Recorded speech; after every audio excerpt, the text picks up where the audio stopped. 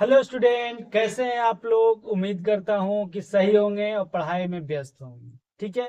तो अभी तो बहुत सारा एग्जाम चल रहा है। ठीक है। और तो और अभी करीबन इसके बाद एनटी टेक्नीशियन का एग्जाम होगा, उसके बाद एनटीपीसी का एग्जाम होगा। ठीक है। और कुछ एग्जाम समाप्त भी हुए हैं। ठीक है। तो अब आगे की बात अगर करते हैं, आज का जो क्लास है, कल 15 क्वेश्चन हुआ था। ठीक है।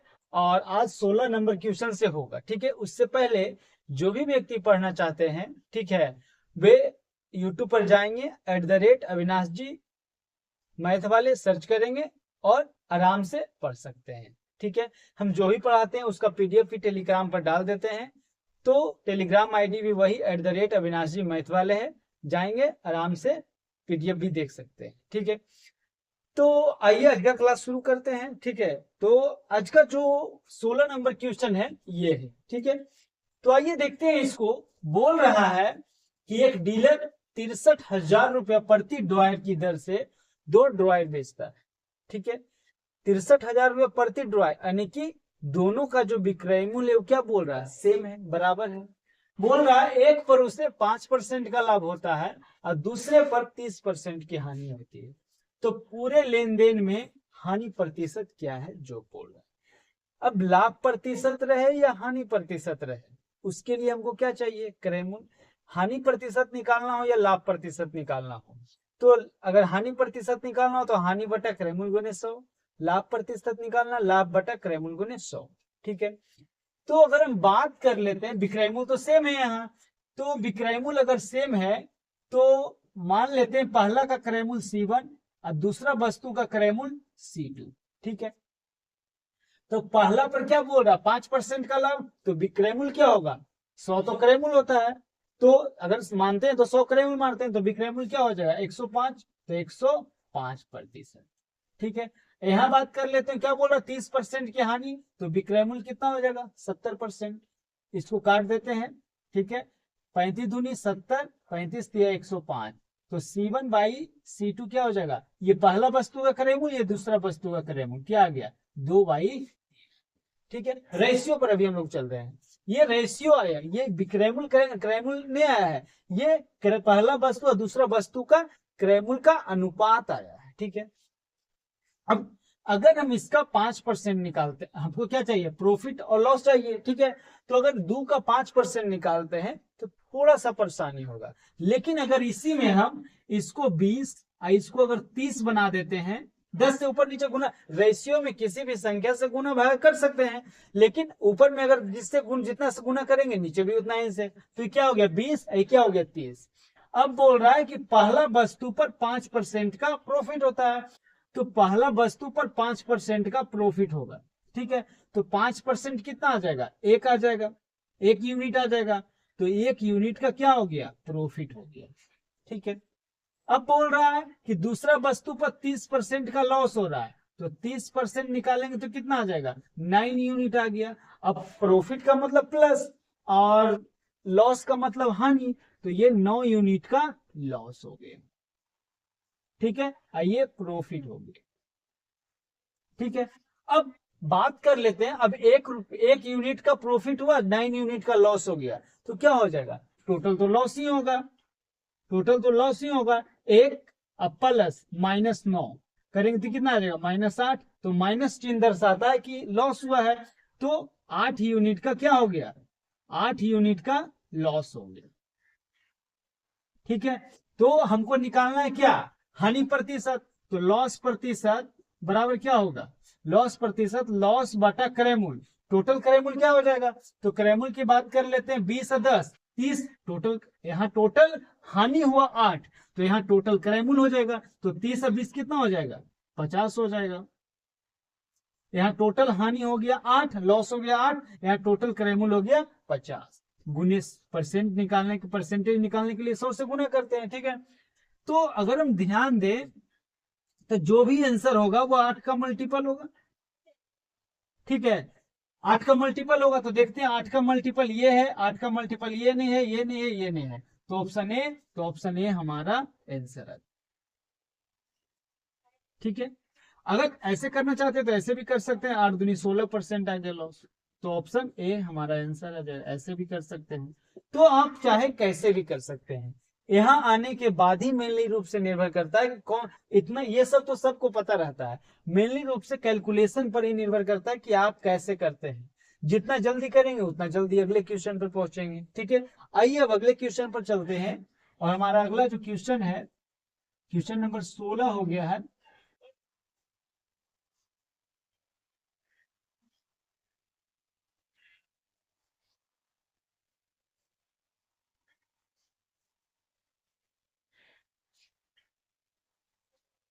क्वेश्चन नंबर 17 की बात कर लेते हैं।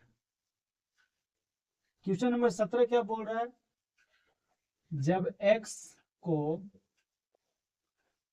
30, 15, 21 और 11 में से प्रत्येक में जोड़ा जाता है तो इस क्रम में प्राप्त संख्याएं समानुपात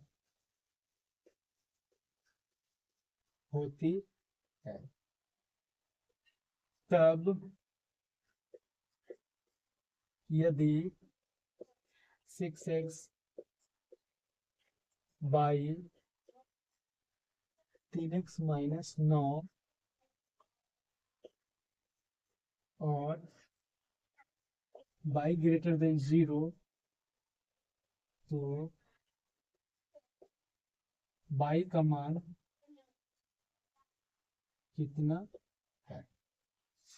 ऑप्शन की अगर हम बात कर ले 10, 24, 18, डी में 37। ठीक है, इस क्वेश्चन को बनाइए।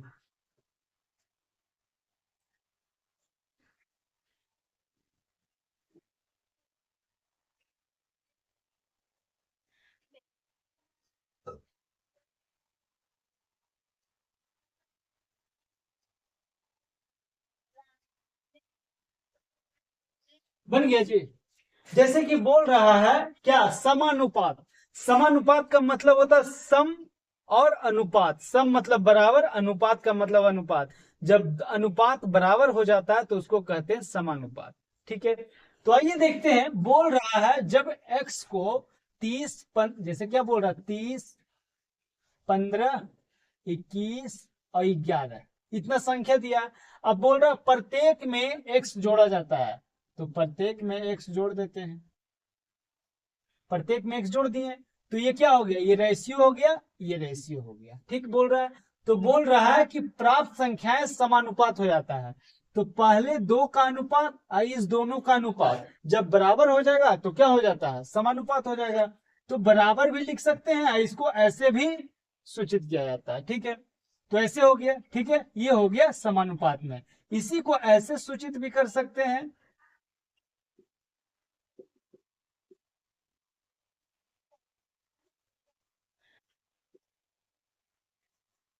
ऐसे भी सूचित करते हैं। ठीक है, अब इसको सॉल्व कैसे करेंगे, तो इसको सॉल्व करने का तरीका है इसका अंतर और इसका अंतर निकालते हैं। तो इसका अंतर कितना आ गया, 15, इसका अंतर कितना आ गया, 10। अब इसको भागा लगाते हैं, 5 5 तिया 15, 5 दूनी 10। तो उसके बाद इसको इससे गुना कर, इसमें गुना करते हैं और इसको इसमें गुना करते हैं, ऊपर या नीचे। अगर ऊपर कर लेते हैं तो यहां भी ऊपर कर लेंगे, नीचे कर लेते हैं तो यहां भी नीचे कर लेंगे। ठीक है, तो इसको इससे गुना करते हैं तो 30 गुना 2 कितना आ जाएगा, 60 और प्लस 2x बराबर 63 और प्लस 3x। ठीक है, 63 को अगर इधर लाते हैं तो कितना आ जाएगा, 3x माइनस 2x, तो x बराबर कितना आ गया, -3 आ गया। ठीक है, अब यहाँ क्या बोल रहा है, यहाँ के अनुसार से अगर देखते हैं तो x का वैल्यू रखेंगे तो -3 बाई समानुपात बाई क्या बोल रहा है, 3 रखेंगे यहाँ तो 3 गुने -3 और -9, तो यहाँ तो -18 आ गया। बाई समानुपात बाई आई कितना आ जाएगा, 9 9 18 माइनस, ठीक है। तो समानुपात में ही दिया है, इसको कैसे सॉल्व करते हैं, नजदीक को नजदीक से गुना करेंगे, दूर को दूर से गुना करेंगे। तो बाई गुना बाई क्या, बाई स्क्वायर, और माइनस 18 गुना क्या आ जाएगा, माइनस 18, तो माइनस माइनस प्लस आ जाएगा, ठीक है। तो बाई बराबर क्या आ जाएगा, ये तो बाई स्क्वायर आ गया, यहाँ क्या आ जाएगा 18 का स्क्वायर, तो बाई बराबर हो जाएगा प्लस माइनस 18, ठीक है। अब क्या बोला है कि बाई का जो वैल्यू होगा हमारा आंसर वो ग्रेटर देन जीरो, यानी कि जीरो से बड़ा होगा, तो माइनस वाला तो होगा नहीं, तो बाई बराबर क्या हो जाएगा 18, चूंकि बाई ग्रेटर देन जीरो, इसलिए बाई का वैल्यू 18 होगा, तो ऑप्शन सी हमारा आंसर। कोई दिक्कत? तो आइए अब अगले क्वेश्चन पर चलते हैं। क्वेश्चन नंबर 17 हो गया है।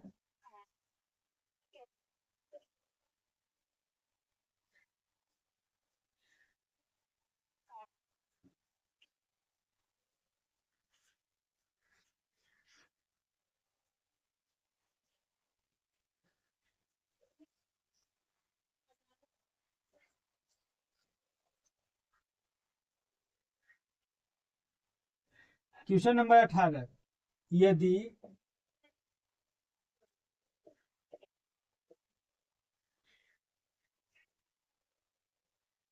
दो संख्याओं का अनुपात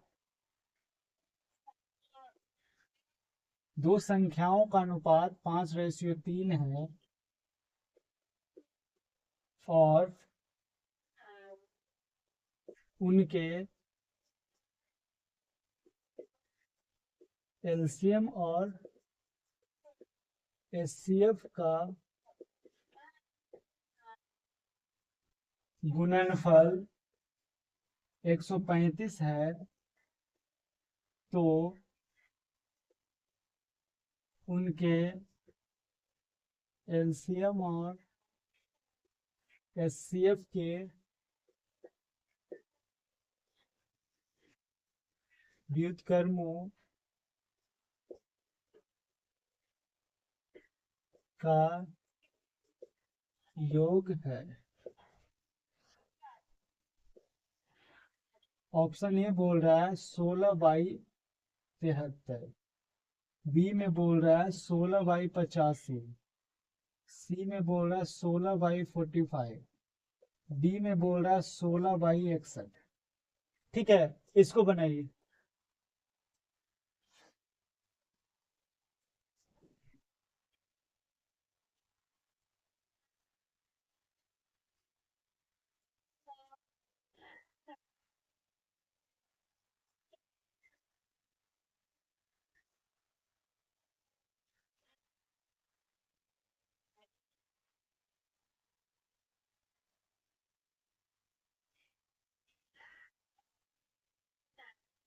बन गया। आइए देखते हैं। बोल रहा है दो संख्या का अनुपात, तो पहला और दूसरा संख्या का रेशियो क्या दिया, 5:3। ये संख्या का अनुपात दिया है, संख्या नहीं, ठीक है। तो अगर मान लेते हैं पहली संख्या 5x और दूसरी संख्या 3x, ठीक है। अब बोल रहा है कि अब देखिए एक फॉर्मूला होता है कि पहली संख्या गुने दूसरी संख्या बराबर एलसीएम गुने एचसीएफ, ठीक है। तो दो संख्या क्या दिया है, 5x गुना 3x। अब एलसीएम और एचसीएफ का गुणनफल दिया है कितना, 135। काट देंगे 15 15 9 35 से, तो एक्स स्क्वायर बराबर क्या आ गया 9, तो एक्स बराबर क्या हो जाएगा, एक्स बराबर क्या हो जाएगा 3 हो जाएगा, ठीक है। तो एक्स का जो वैल्यू आया यही हो जाता है क्या, एचसीएफ। जब दो संख्या अनुपात के रूप में दिया रहे तो जो एक्स का वैल्यू आएगा वही हो जाएगा एचसीएफ, ठीक है। अब एलसीएम की बात कर लेते हैं, तो एलसीएम क्या होता है, एचसीएफ और गुने जो तो रेशियो दिया है, रेशियो का गुणनफल।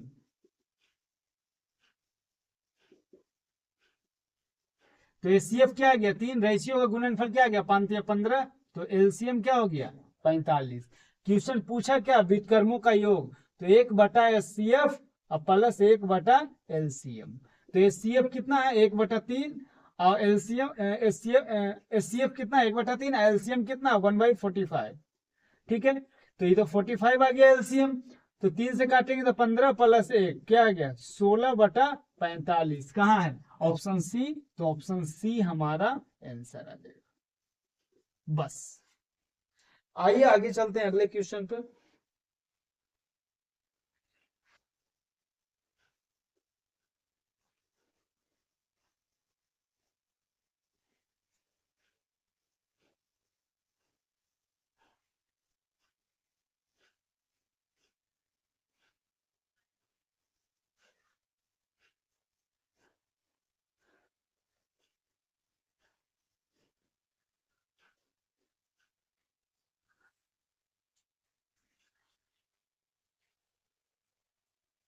नेक्स्ट क्वेश्चन है क्वेश्चन नंबर 19। 18 तो हो गया, 19। एक सीढ़ी दीवार के सहारे इस प्रकार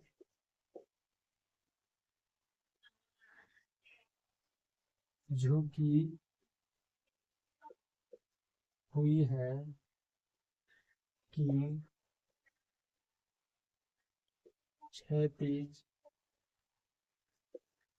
जमीन के साथ इसका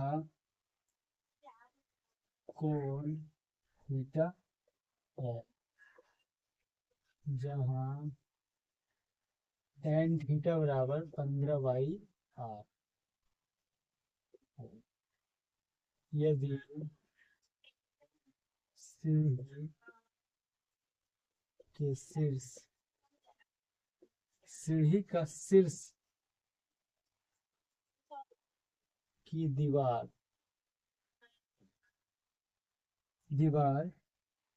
की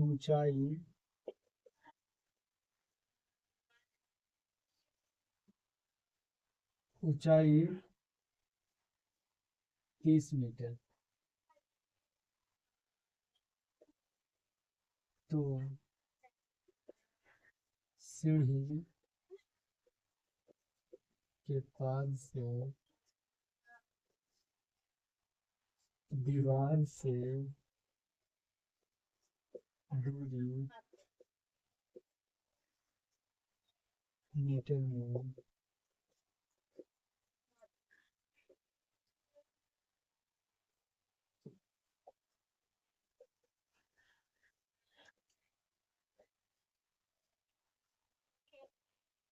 इसको बनाइए।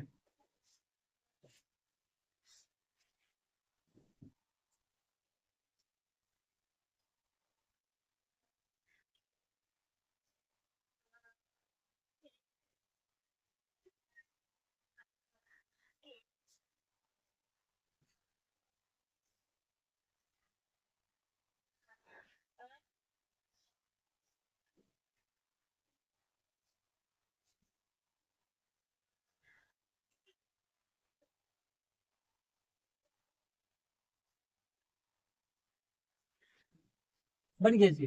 तो बोल रहा है कि एक सीढ़ी दीवार के सहारे है, ये दीवार हो गया और ये सीढ़ी हो गया। ठीक है, सीढ़ी जो होता है कर्ण होता है, तो ये 90 डिग्री हो गया। ये हो गया क्या, दीवार। ये सीढ़ी, ये हो गया। और क्या है, भूमि, जमीन, जमीन है। तो जमीन के साथ बोल रहा है कि थीटा कौन बन रहा है। ठीक है, और बोल रहा है कि tan थीटा बराबर दिया है क्या, 15/8 दिया है। 15 बटा tan थीटा बराबर क्या होता है, लंब बटा आधार होता है, परपेंडिकुलर बाई बेस होता है। आगे बोल रहे हैं यदि सीढ़ी के शीर्ष की दीवार, सीढ़ी का जो शीर्ष है और सीढ़ी का शीर्ष के दीवार, सीढ़ी के शीर्ष से दीवार, सीढ़ी के शीर्ष से दीवार, सीढ़ी के शीर्ष की दीवार की ऊंचाई जो बोल रहा है, ये दीवार की ऊंचाई कितना है, 30 मीटर। तो बोल रहा है सीढ़ी के पाद से ये जो दूरी है ये कितना होगा, जो ज्ञात करना है। ठीक है, ये दूरी निकालना है भाग, ये दूरी निकालना है। ठीक है, तो अगर हम ध्यान दें, tan थीटा बराबर क्या दिया है, 15/8 दिया है। तो इसको अगर ए मान लेते हैं, इसको बी मान लेते हैं, इसको सी मान लेते हैं। ठीक है, तो A B by E B C हो गया। ठीक है, तो ए बी का वैल्यू कितना है, 15। ए बी का वैल्यू प्रश्न में कितना दिया है, 30। तो निकालना क्या है, बीसी निकालना है, जमीन निकालना है, तो 8 का वैल्यू कितना होगा जो, तो 15 गुने 2 क्या होता है 30, तो 8 को 2 से गुना करेंगे तो कितना आ जाएगा 16। 16 कहाँ है, ऑप्शन ए, तो ऑप्शन ए हमारा आंसर। बस ठीक है। तो आइए अब अगले क्वेश्चन पर चलते हैं।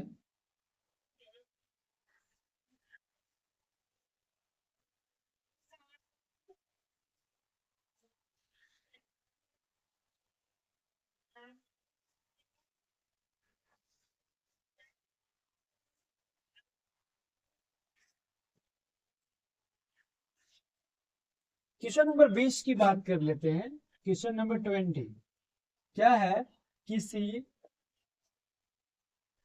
आंकड़ा, किसी आंकड़ा समुच्च, समुच्च का बहुलक और माध्यिका क्रमशः 28.4 और 88 है।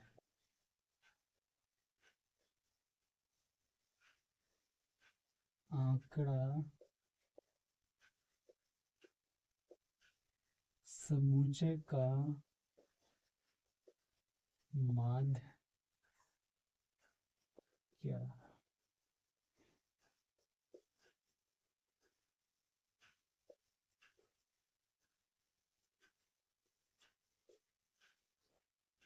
सूत्र प्रयोग कर। ऑप्शन है 0.2, बी में है, सी में है,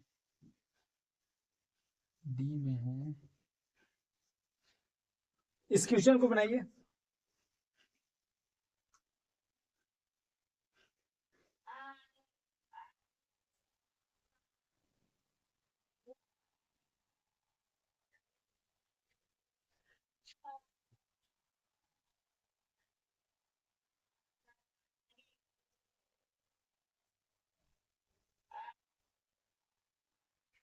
बन गया जी।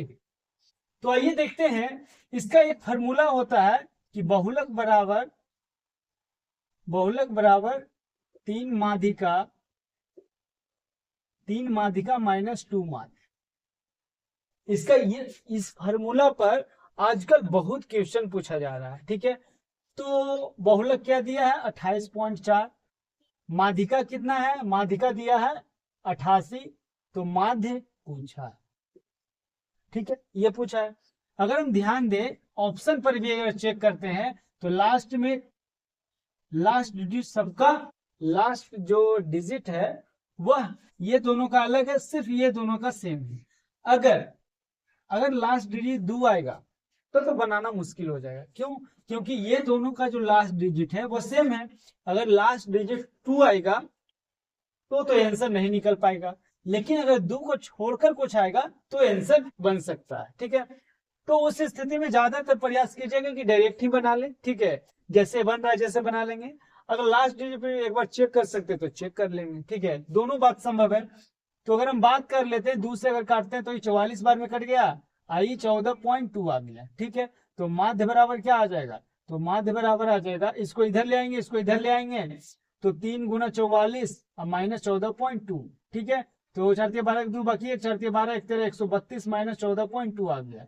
तो अगर हम घटाते हैं तो एक पैंचा लेगा, 10 में से 2 गया तो क्या आ जाएगा 8। तो जिसके लास्ट में 8 होगा वही हमारा आंसर होगा। तो यहाँ नहीं है, यहाँ नहीं है, यहाँ नहीं है, ऑप्शन सी, तो ऑप्शन सी हमारा आंसर आ जाएगा। ठीक है, आइए पूरा कर लेते हैं। तो अगर हम पूरा कर लें तो यहाँ से एक पैंचा ले लिया तो बच गया क्या 1, 11 में से 4 गया तो कितना आ गया 7, और 12 में से 1 गया तो क्या बचेगा 111, तो 117.8 जो कि ऑप्शन सी हमारा आंसर है। ठीक है, यह दो लास्ट डिजिट में 2 ऑप्शन मिल रहा था, इसलिए थोड़ा सा दिक्कत हो सकता है, क्योंकि अगर लास्ट डिजिट पर नहीं आएगा तो फिर पूरा करना पड़ता है। ठीक है, तो आइए अब अगले क्वेश्चन पर चलते हैं।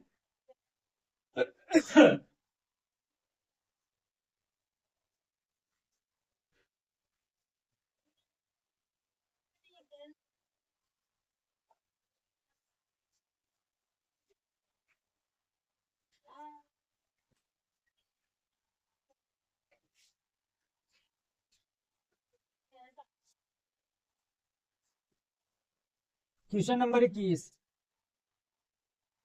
बोल रहा है यदि 260 यदि 260 एक्स और 338 के बीच माध्य समानुपाती है तो x का मान कितना है?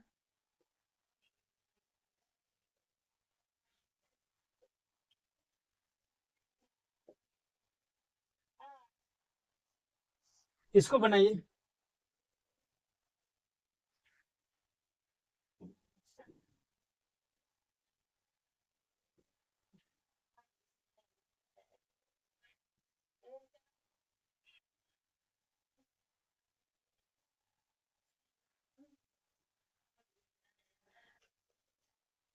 बन गया जी। तो बोल रहा है कि मध्यानुपाती।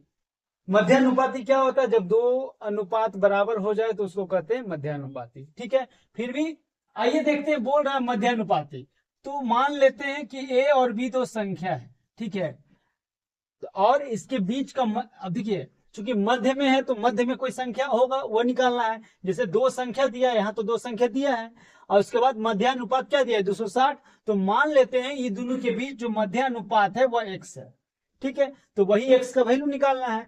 तो मध्यानुपात का मतलब दो रेशियो बराबर होना चाहिए। तो यहाँ दो रेशियो बराबर किस प्रकार होगा? इस प्रकार होगा, तभी संभव है कि ये दोनों का रेशियो ये दोनों का रेशियो बराबर होगा। तो नजदीक को नजदीक से गुना करेंगे, दूर को दूर से गुना करेंगे, तो एक्स एक्स क्या हो गया? एक्स स्क्वायर बराबर ए बी। तो एक्स बराबर क्या हो गया? Under root A B. यही मध्यानुपात का फॉर्मूला होता है। ठीक है, तो क्या दिया है? एक्स तो बोल रहा है कि 260 जो है वो मध्यानुपात दिया है, और एक्स और 338 के बीच का मध्यानुपात इतना, तो बोल रहा है एक्स का वैल्यू क्या होगा? तो क्या होगा? मध्यानुपात में क्या करते हैं? एक्स का स्क्वायर करते हैं, यानी कि 260 का स्क्वायर होगा। ठीक है, बराबर दोनों संख्या का गुना। तो x, इसको x इस प्रकार से लेते हैं, ये चलिए इसी प्रकार से लेते हैं, ये x हो गया जो ये है, अब बीच में गुना का चिन्ह है ये। ठीक है, उसके बाद 338। ठीक है, कोई दिक्कत नहीं है। अब अगर हम ध्यान दें तो ये वैल्यू क्या होगा? जो अगर हम इधर देखें तो इधर क्या होगा? स्क्वायर होगा।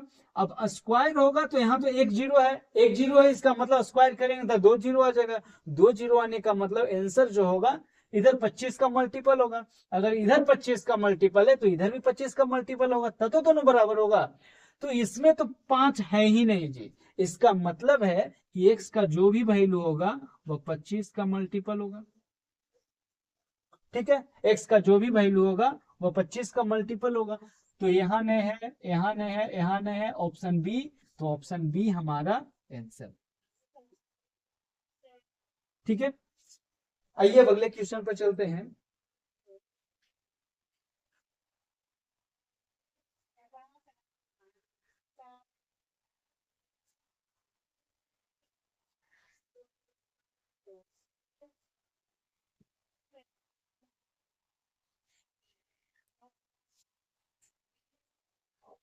Question number 22।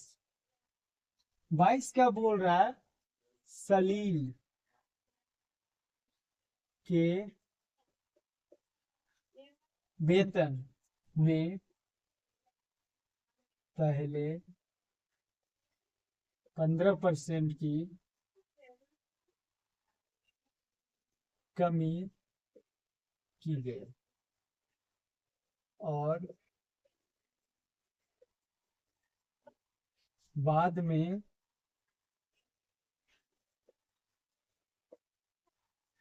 10% की वृद्धि की गई। उसका अंतिम वेतन उसके प्रारंभिक वेतन की तुलना में कितने प्रतिशत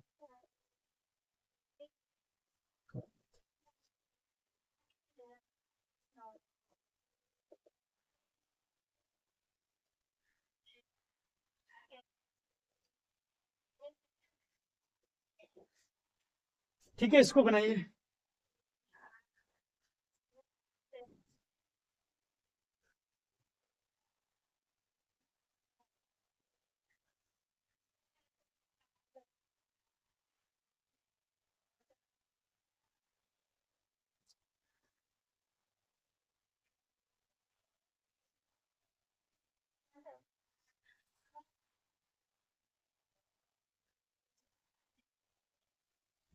आइए देखते हैं, बोल रहा है कि पहले 15% की कमी, बाद में 10% की वृद्धि किया गया है, ठीक है।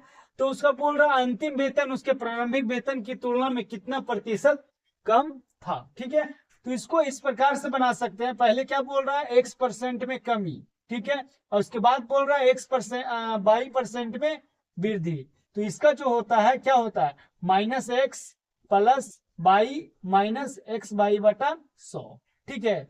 ये लिखित में दे दिया है कि अंतिम वेतन प्रारंभिक वेतन की तुलना में कितना परसेंट कम है या ज्यादा है, जो, ठीक है।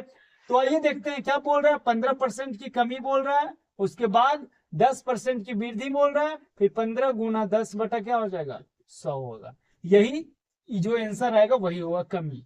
तो अगर हम बात कर ले तो क्या आ जाएगा, 10 के 100, ये आ गया 15, अच्छा ठीक है, 15 में से 10 क्या, तो क्या -5, हाँ दशमलव पड़ जाएगा एक अंक के बाद, तो क्या आ जाएगा इतना, तो क्या आएगा -6.5।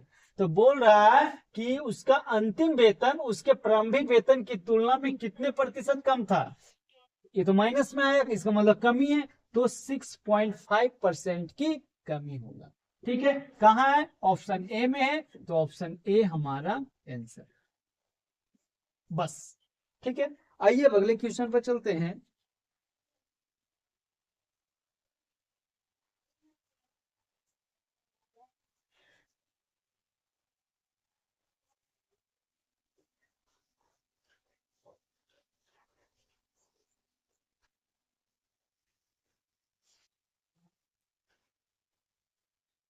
क्वेश्चन नंबर 23,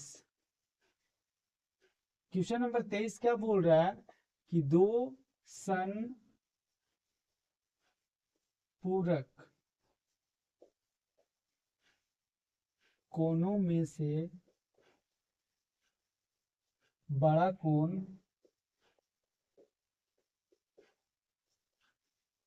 छोटे कोण से 50 डिग्री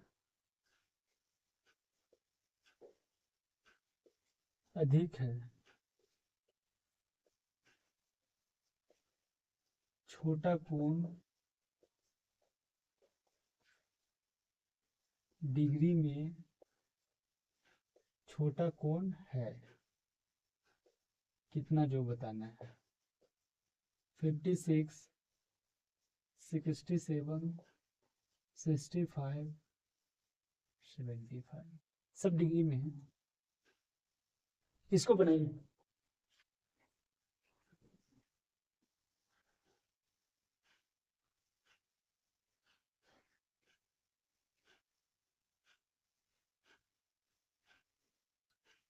बन गया जी। तो बोल रहा है संपूरक का मतलब क्या होता है, दो कोनों का योग 180 डिग्री होता है, ठीक है। तो बड़ा कोण और छोटा कोण, बड़ा और छोटा की बात किया है, तो बड़ा और छोटा मिलके कितना हो जाएगा, 180 डिग्री होगा। और उसके बाद बड़ा बड़ा कोण जो है छोटा कोण से 50 अधिक है, कम या अधिक का मतलब क्या होता है, अंतर होता है, तो कितना, 50 डिग्री है, तुमको निकालना है छोटा कोण, छोटा कोण निकालना है, तो घटा देंगे, तो 2s बराबर क्या आ जाएगा, 180 माइनस 50 आ जाएगा, यही ना आएगा, भाग लगा देते हैं, 90 आ जाएगा, यहाँ से कितना आ जाएगा, 25 आ जाएगा। तो s बराबर 90 में से 25 गया तो कितना आ जाएगा, 65 डिग्री आ जाएगा, जो कि ऑप्शन सी, तो ऑप्शन सी हमारा आंसर हो जाएगा। बस आइए अब अगले क्वेश्चन पर चलते हैं। क्वेश्चन नंबर 23 हो गया।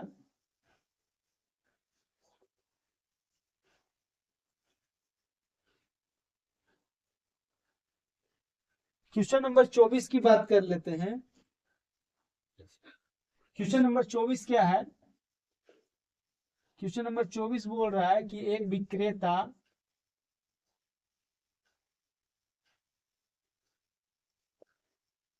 विक्रेता ने 7 नींबू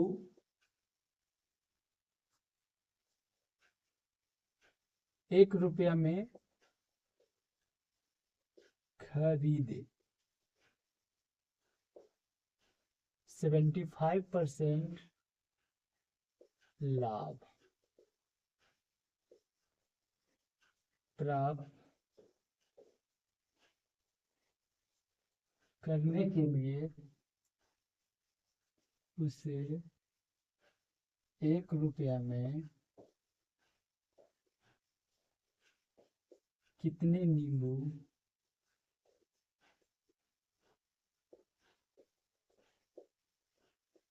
बेचने होंगे?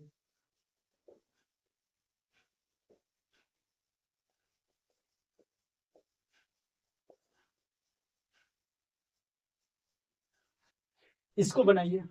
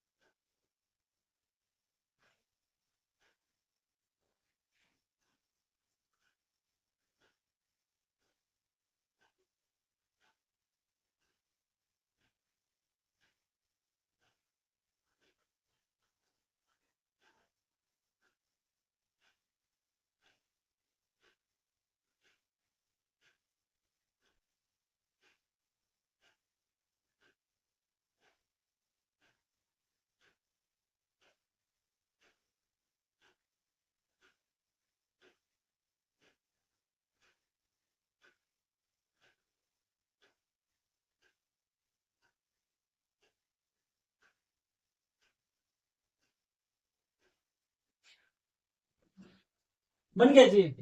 तो अगर हम बात कर ले टोटल वैल्यू क्या हो जाए, टोटल वैल्यू क्या होता है?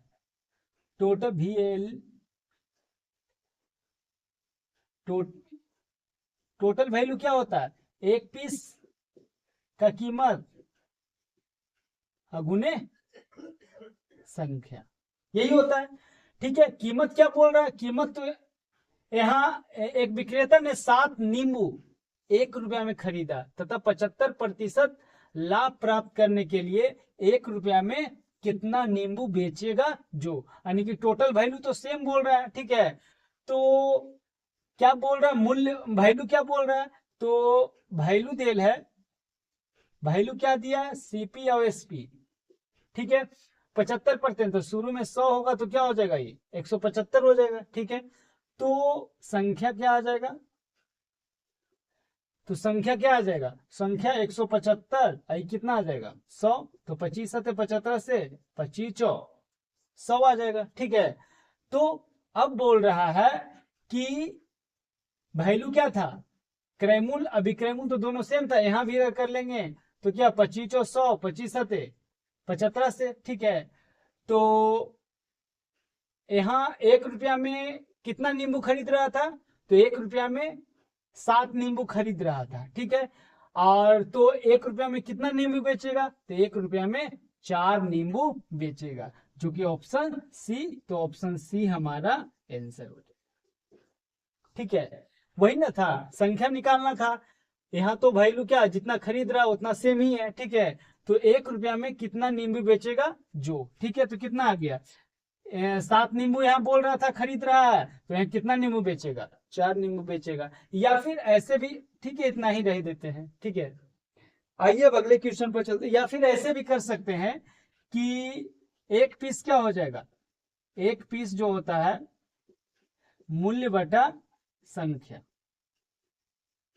एक पीस जो होता है मूल्य बटा संख्या, तो 1 रुपया, एक पीस का वैल्यू कितना आ गया, एक बटा एक विक्रेता ने 7 नींबू 1 रुपया में खरीदा, तो क्या आ गया 1/7। ठीक है, ये क्या बोल रहा है, खरीदा तो 100 आ गया, तो 175 का वैल्यू क्या आएगा, जो, तो 25 और 100, 25 सते 75 से, तो ये 1/7 होगा, ये यहाँ जाके गुना हो जाएगा, ये यहाँ आ जाएगा। ठीक है, इससे ही कट गया, तो ये क्या आ गया 1/4। ऊपर में क्या था, मूल्य था, नीचे में क्या था, संख्या। तो ये 1 रुपया में 7 को खरीदा था, तो ये 1 रुपया में 7 को खरीदा था, 1 रुपया में क्या आ गया, ये तो मूल्य आ गया 1 रुपया, ये क्या आ गया, संख्या आ गया। ठीक है, तो 1 रुपया में कई गो बेचेगा जो, तो 1 रुपया में 4 गो बेचेगा। आंसर आ गया क्या, ऑप्शन सी। ठीक है, तो ऐसे भी कर सकते हैं, ऐसे भी कर सकते हैं। ठीक है, आइए अब अगले क्वेश्चन पर चलते हैं।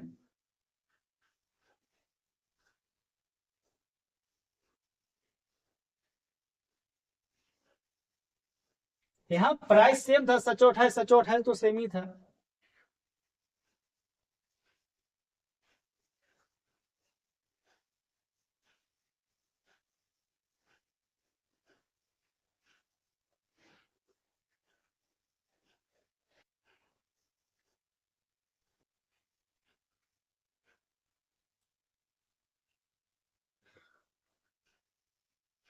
आइए अब अगले क्वेश्चन पर चलते हैं।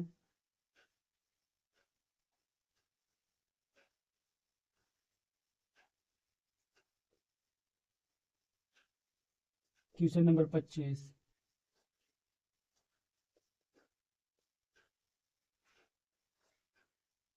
चतुर्भुज ए बी सी डी में A B 17 centimetre, B C 8 centimetre, C D 9 centimetre, A D 12 centimetre और ए सी 15 सेंटीमीटर।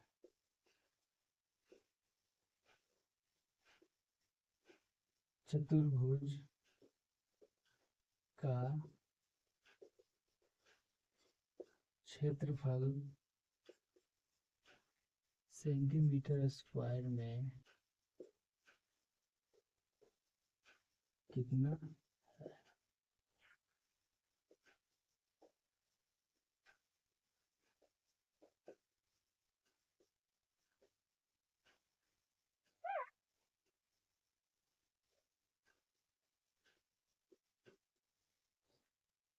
इसको बनाइए।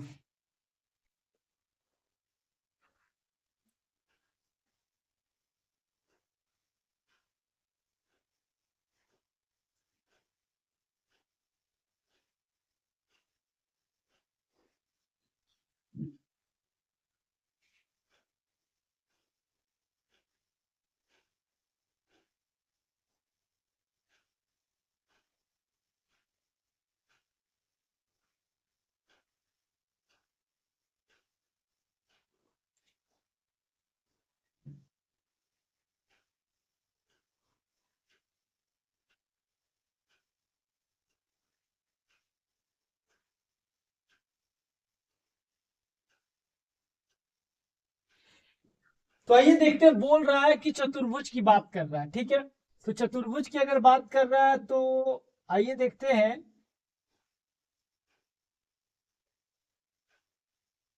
ए बी और सी, ठीक है, तो ऐसे चतुर्भुज।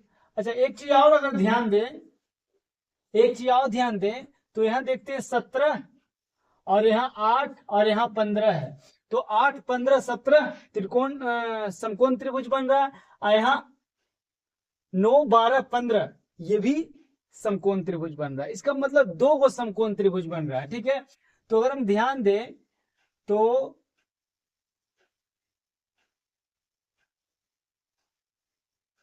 ए बी और सी, तो ए बी कितना है 17, ये क्या है 15, बी सी कितना है 8, तो ये तो समकोण त्रिभुज बन गया पहला।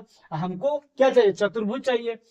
तो अगर बात कर ले तो यहां से ऐसे अगर करते हैं तो ए सी तो रहेगा ही, ठीक है, और उसके बाद ए सी हो गया, उसके बाद क्या बच गया, डी बच गया, तो ए सी डी हो गया। तो ए सी कितना 15 है, ए डी कितना दिया है, ए डी दिया है 12, और सी डी कितना दिया, 9 दिया है, ठीक है, तो ये तो 15 इधर है, तो यहाँ 90 डिग्री बनेगा, ठीक है। तो बोल रहा है कि चतुर्भुज का क्षेत्रफल क्या होगा, तो जो चतुर्भुज का जो क्षेत्रफल होगा दोनों त्रिभुज के जोड़ के करेंगे तो चतुर्भुज ए बी सी डी का जो क्षेत्रफल होगा 1/2 गुने 8 गुने 15 प्लस 1/2 गुने 9 गुने 12 की, ठीक है। समकोण, दोनों समकोण त्रिभुज का क्षेत्रफल को जोड़ देंगे तो चतुर्भुज का क्षेत्रफल निकल जाएगा। 2 चौके 8 और 2 छक्का 12, 15 चौ 60 प्लस 9 छक्का 54, तो क्या आ जाएगा 4 छो 114, तो ऑप्शन ए हमारा आंसर, ठीक है। ये जो चतुर्भुज बन रहा था, ये ए बी सी डायरेक्ट बनाने से उसे संभव नहीं था, ठीक है। तो फिगर का जो भी क्वेश्चन रहता है वो फिगर पर भी थोड़ा सा डिपेंड करता है, ठीक है। तो आइए अब अगले क्वेश्चन पर चलते हैं।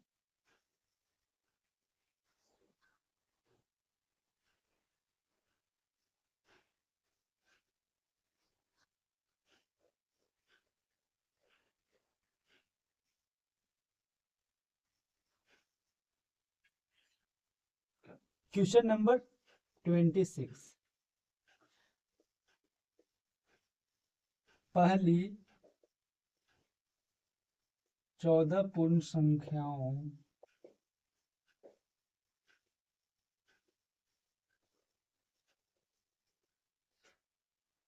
का औसत क्या है जो बताना है।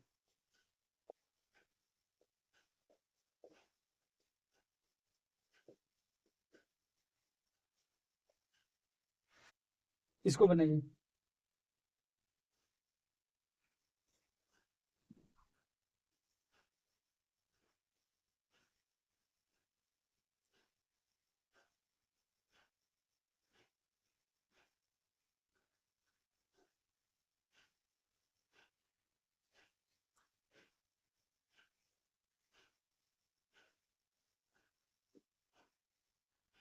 बन गया जी। पूर्ण संख्या जो होता है जीरो से शुरू होता है, 0 1 2, यहाँ कितना जाएगा 13 तक, क्योंकि 1 से 13 तक तो 13 हो गया, एगो जीरो लिए तो कितना हो गया 14 संख्या हो गया, और सब में अंतर तो सेम है, तो औसत जो होता है जब अंतर सेम होता है तो औसत फर्स्ट प्लस लास्ट बटा 2 होता है, ठीक है। तो 0 + 13 बटा 2 क्या आ जाएगा 13/2 बराबर 6.5, जो कि ऑप्शन बी है, तो ऑप्शन बी हमारा आंसर, ठीक है। आइए अब अगले अगले क्वेश्चन पर आते हैं।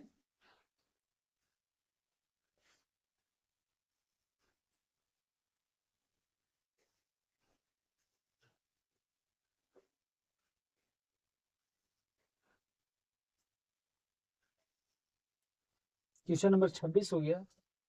क्वेश्चन नंबर 27, किसी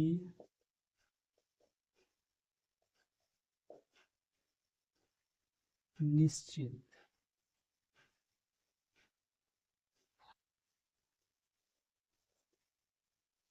धनराशि पर 16%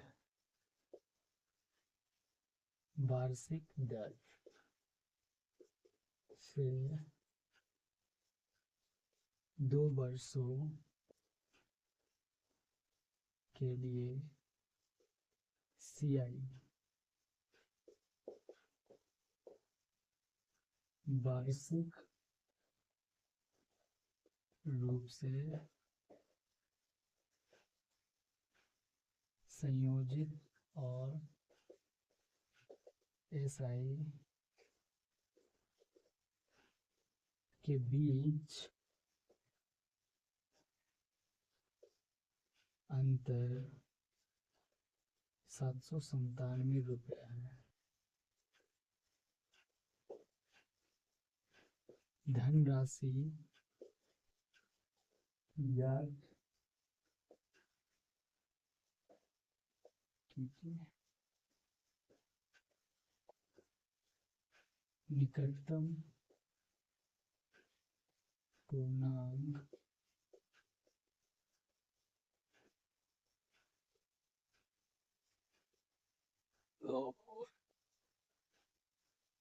ओ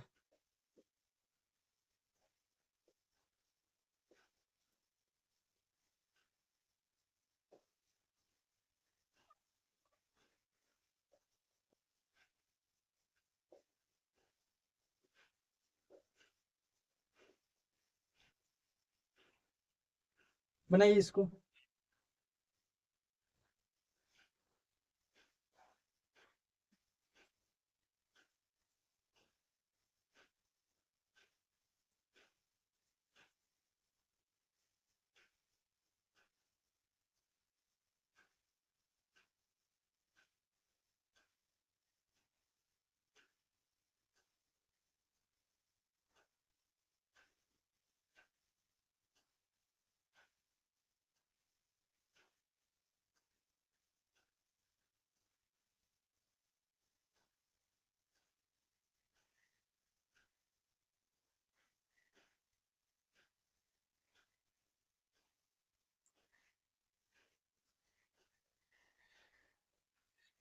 बन गया जी। तो आइए देखते हैं। सबसे पहले ये हम बताते हैं कि जब भी ये लिखा रहे कि निकटतम पूर्णांक तक, और उसके बाद अगर निकटतम पूर्णांक तक है तब भी कोई दिक्कत नहीं है यदि ऑप्शन दूर दूर है। लेकिन अगर हम ऑप्शन पर ध्यान दें, 37, 33, 13, 30 एकदम बहुत नजदीकी नजदीकी है, तो इस प्रकार के क्वेश्चन को नहीं बनाइए। या फिर सबसे अंत में अगर आपके पास समय है तब बनाइए। कभी भी ये सब क्वेश्चन को बीच में मत बनाइए, नहीं तो बन बन तो पाए, बनाइएगा तो बहुत एक एक कैलकुलेशन अंतिम तक करना होगा, दशमलव के बाद तक करना होगा, तभी एग्जैक्ट वैल्यू आएगा। अगर थोड़ा सा इधर उधर होइएगा तो आंसर में गड़बड़ आ जाएगा। ठीक है। तो आइए देखते हैं। बोल रहा है किसी निश्चित धनराशि पर 16% वार्षिक दर से 2 वर्ष के लिए CISI का अंतर इतना दिया है। तो 2 वर्ष का CISI का अंतर क्या होता है? R² बटा 100 होता है। ठीक है। तो 16 16 कितना होता है? 256। तो 2.56 का वैल्यू क्या दिया है? इतना दिया है। तो बोल रहा है 100 का वैल्यू कितना होगा? जो। ठीक है। तो अगर हम बात कर लेते हैं गुने 100 और 2.56, यहाँ से 2 शून्य चला जाएगा। ठीक है। अब देखिए यही बात आ गई। अब इसको क्या करना होगा? काटना होगा, और कोई उपाय नहीं है, इसमें पूरी कैलकुलेशन करना होगा। तब भी इतना नजदीक दिया है कि तब भी निकाल पाना बहुत मुश्किल हो जाएगा। ठीक है। तो इसको कैलकुलेशन कीजिएगा तो ये आ जाएगा। ठीक है। इसको इसको में अगर भागा दे दीजिएगा तो ये आ जाएगा 31.1328 दशमलव में आ जाएगा। 2 4 5 4 शून्य है ना, तो इतना आ जाएगा। अब गुने इतना, इसको इसमें भागा दीजिएगा तो इसको अगर इससे काटिएगा तो 3.11328 इतना आएगा। और इसको 100 से कितना से गुना करना है? इतना से गुना करना है। तो ये कितना आ जाएगा? 31133 आ जाएगा। ये दशमलव के पार है, तो इतना लगभग इतना आंसर आ जाएगा, जो कि ऑप्शन बी होगा। तो ऑप्शन बी हमारा आंसर। ठीक है। तो जिसमें भी निकटतम रहता है, ऑप्शन नजदीक रहता है, उसमें बना पाना बहुत मुश्किल होता है। ठीक है। आइए अब अगले क्वेश्चन पर चलते हैं।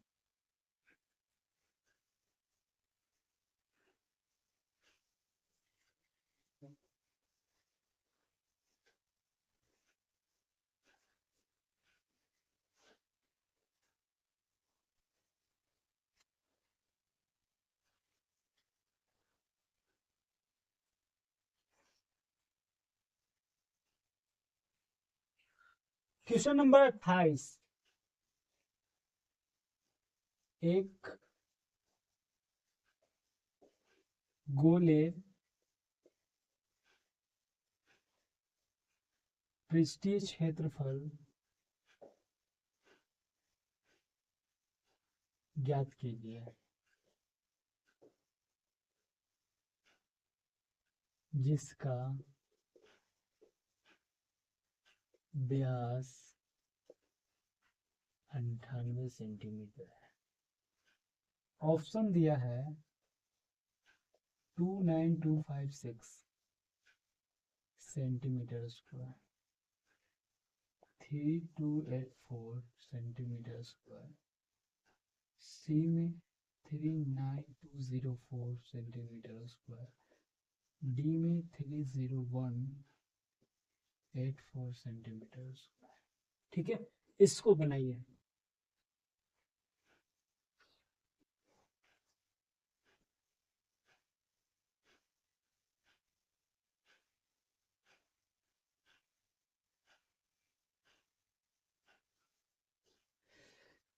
तो आइए देखते हैं। बोल रहा है कि गोले का पृष्ठीय क्षेत्रफल होता है 4πr²। ठीक है, व्यास इतना है तो रेडियस कितना आ जाएगा 49। ठीक है, तो 4 गुना 22/7 गुना 49 गुना 49। ठीक है, तो 47 49।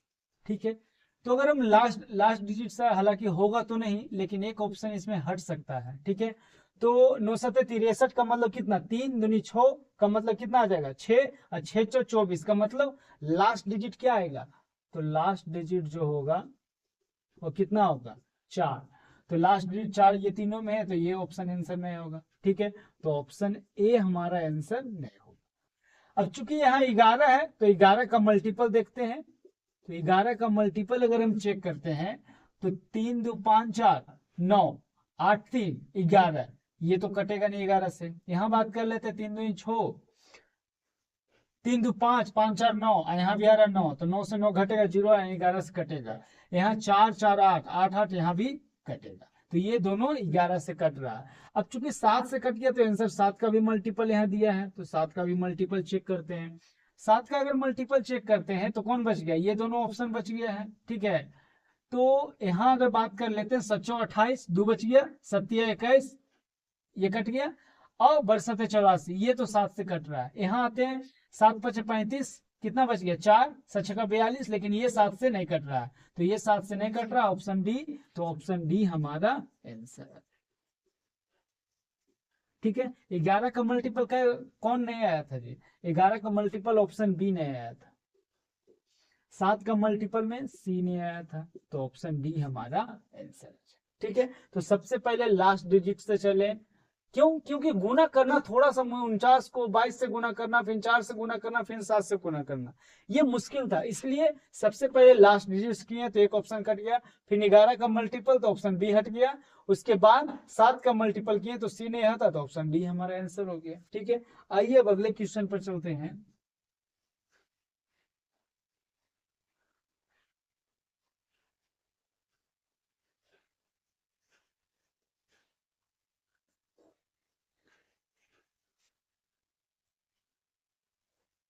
Question number 29।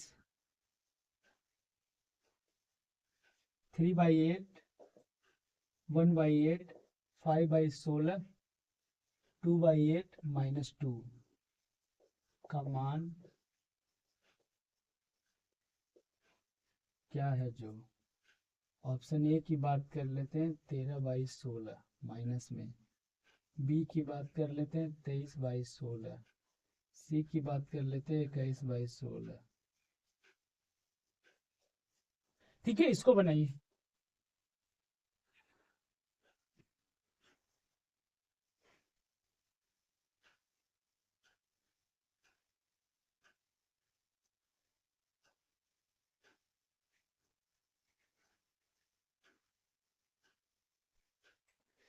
बन गया जी। तो अगर हम ध्यान दें, नीचे में ये तीनों में 8 है। ठीक है, तो जोड़ना है, तो नीचे में अगर 8 है तो 3 2 5 1 6, क्या आ गया 6/8 आ गया, यहाँ 5/16 -2। ठीक है, यहाँ 16 है तो नीचे अगर 16 बना देते हैं तो क्या आ जाएगा 16, और 12 5 17, 17/16 -2। ठीक है, तो अगर हम बात कर लें यहाँ से क्या आ जाएगा, 1 + 1/16 -2 आ जाएगा। ठीक है, तो 1 घट जाएगा तो 1 से 1 कट जाएगा तो 1/16 माइनस क्या आ जाएगा 1, 1 घट जाएगा तो क्या आ जाएगा 1 - 16/16, तो क्या आ जाएगा -15/16, जो कि ऑप्शन डी। तो ऑप्शन डी हमारा आंसर है। ठीक है, तो आप कैसे भी कर सकते हैं, ये तो हम इसलिए किए कि जल्दीबाजी हो जाए। ठीक है, तो ऑप्शन डी हमारा आंसर हो गया। क्या किए, सबसे पहले नीचे में 8 था, इसलिए सब ऊपर वाला जुट जाएगा आराम से, 3 2 5 1 6। अब नीचे 16 है तो इसको 2 से गुना किया तो 12 5 17, ये तो हम लिखे हैं इसलिए 17 आ गया। अब ये 1 + 1/16 कर सकते हैं, तो 1 घट जाएगा तो 1/16 में से 1 घटेगा, तो 1 तो यहाँ 16 जाए, 16 में से 1 गया तो 15, 15 माइनस में आ गया, तो ऑप्शन डी हमारा आंसर हो। ठीक है, आइए अब अगले क्वेश्चन पर चलते हैं।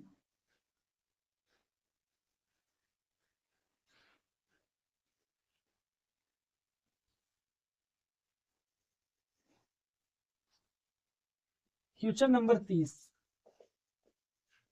क्वेश्चन नंबर 30 बोल रहा है यदि 7.5 19.5 16x है तो x का मान ज्ञात कीजिए।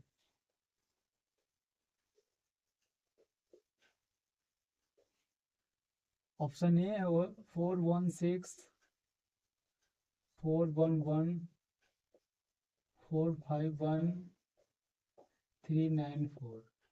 इसको बनाइए।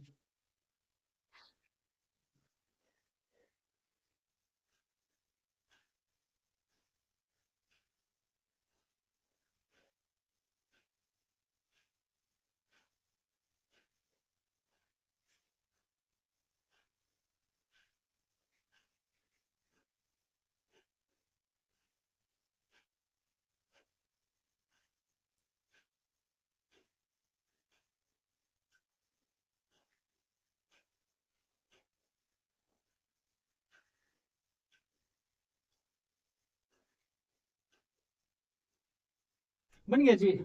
तो आइए देखते हैं, इस इस प्रकार के क्वेश्चन में नजदीक को नजदीक से गुना करते हैं, दूर को दूर से गुना करते हैं। ठीक है, तो 7.5 गुना x बराबर 19.5 गुना 16। ठीक है, तो x बराबर क्या हो जाएगा, तो 19.5 गुने 16 बाई 7.5, ये से ये कट जाएगा, ये दशमलव हट जाएगा। उसके बाद अगर कर लें 9 5 14 1 15 7 5 12, 3 से कट जाएगा, तो यहाँ 25 आ गया। यहाँ अगर 3 छक 18 और 3 पचे 15, 65 आ गया। तो अगर हम डीएस की अगर हम बात कर ले, यहाँ हम डीएस लगाने का प्रयास करते हैं। अगर डीएस की बात करें, 6 5 11 11 11 का मतलब कितना 2, और यहाँ 6 1 7 5 2 7, तो 7 दूनी 14, 14 का मतलब कितना आ जाएगा 5 और बटा 7, 7 का मतलब कितना से गुना करेंगे 4 से। ठीक है, तो डीएस 520 का मतलब कितना आ जाएगा, डीएस कितना आ गया 2। अब जिसका डीएस 2 होगा वो हमारा आंसर होगा। यहाँ बात कर 6 4 10 11, इसका डीएस कितना है 2। यहाँ बात कर रहे हैं 4 2 6, यहाँ कितना 5 4 9 1, यहाँ 9 4 3 7, तो कौन है, ऑप्शन ए, ये डीएस था, ऑप्शन ए, तो ऑप्शन ए हमारा आंसर। ठीक है, तो आज के लिए 30 क्वेश्चन पूरा हुआ। अच्छा, एक चीज और हम देख लेते हैं, एक क्वेश्चन था बीच में, ऐसे हम वो क्वेश्चन सही ही किए हैं, लेकिन एक बार फिर से देख लेते हैं कि कहीं जैसे पूरा पूरी हम सही किए हैं, हो सकता है बोलने में कभी मिस्टेक हुआ, कुछ बोल नहीं पाया हूँ उसमें जो बोलना था। तो आइए उसको फिर से एक बार देख लेते हैं।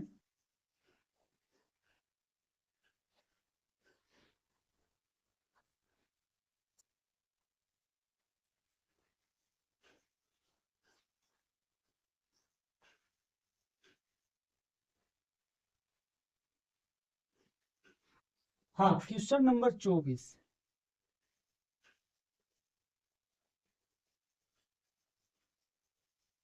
एक विक्रेता ने 7 नींबू 1 रुपया में खरीदे। लाभ।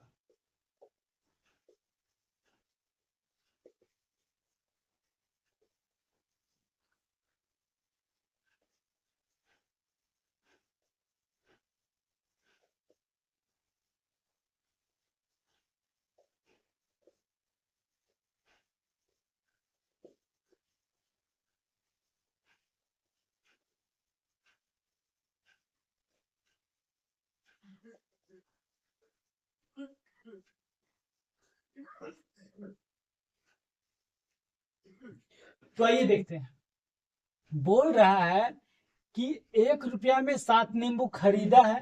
तो बोल रहा है 1 रुपया में, जैसे टोटल जो वैल्यू होता है, टोटल जो कीमत होता है, टोटल टोटल कीमत जो होता है, कुल कीमत,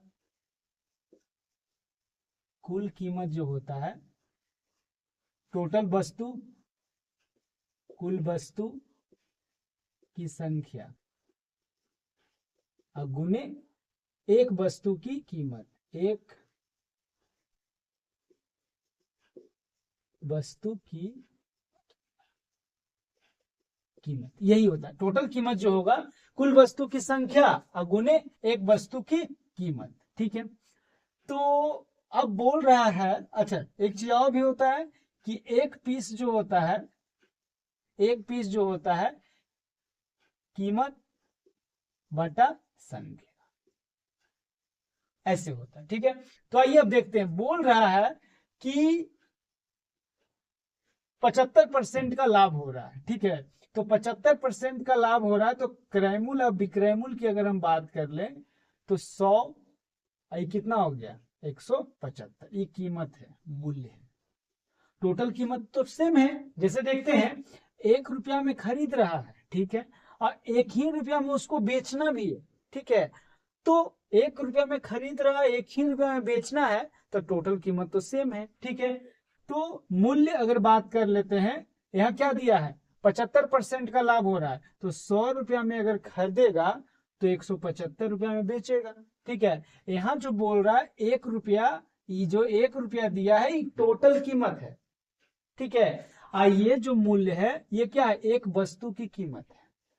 तो संख्या क्या होगा, संख्या टोटल वस्तु तो कुल कीमत तो सेम है, तो कुल कीमत अगर सेम होगा, टोटल कीमत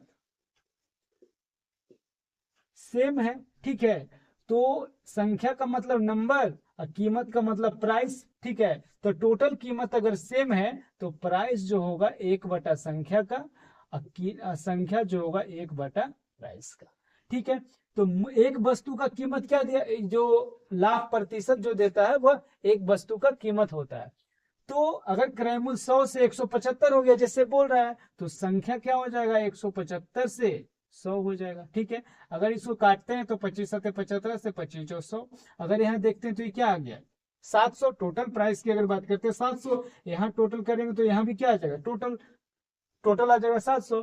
तो क्रयमूल्य यहाँ, क्रयमूल्य अभिक्रयमूल्य यहाँ सेम था, यहाँ भी क्रयमूल्य विक्रयमूल्य सेम आ गया। ठीक है, तो बोल रहा है कि 1 रुपया में कई वस्तु खरीद रहा है, 7 नींबू, तो यहाँ संख्या कई गो है, 7 गो है।